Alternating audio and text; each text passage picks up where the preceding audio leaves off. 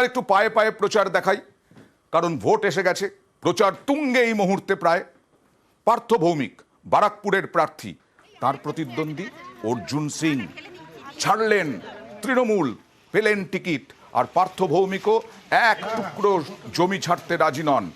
রাজ্যের সেচ মন্ত্রী পার্থ ভৌমিক, তিনি বারাকপুরের প্রার্থী হয়েছেন। এবার নৈহাটির বিধায়ক পার্থ ভৌমিক এবার বারাকপুরের প্রার্থী। সেই পার্থ ভৌমিক পরিশ্রম করে যাচ্ছেন যাতে অর্জুন সিংকে হারানো যায়। কি বললেন পার্থ ভৌমিক, একবার দেখাবো।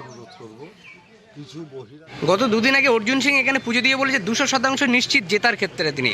আমি তো মানুষের উপর নির্ভরশীল আর ভগবানের উপর নির্ভরশীল। উনি হয়তো নিজে জ্যোতিষী হতে পারেন, আমি তো জ্যোতিষী নই, কিংবা উনি হয়তো ভাবতে পারেন সন্ত্রাস করে রিগিং করে জিতব, কিন্তু এটা হবে না। মানুষ এবং উপরওয়ালা এর প্রতিবাদ করে। আপনি কতটা আশাবাদী? আমি মানুষের উপরে আস্থাশীল।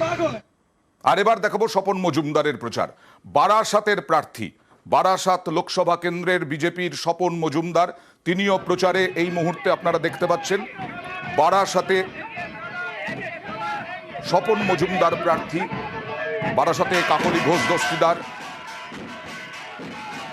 আর এদিকে স্বপন মজুমদার, বারাসাত লোকসভা কেন্দ্র। স্বপন মজুমদার কি বলছেন প্রচার করতে গিয়ে, দেখুন। আমি ঠাকুরের কৃপায়, হরিচাঁদ ঠাকুরের কৃপায়, গোপাল সাধুর কৃপায়, শ্রী নিত্যানন্দ ব্রহ্মচারীর কৃপায়, আপনাদের সকলের আশীর্বাদে এই বারাসাত লোকসভায় মানুষের পাশে থেকে মানুষের সেবা করব এই আশা নিয়ে এসেছি এবং মানুষ আমাকে সেইভাবে সাড়া দিচ্ছে। আশা করছি এই লোকসভায় জেতার জন্য আমার জন্য কোনো লড়াই হবে না।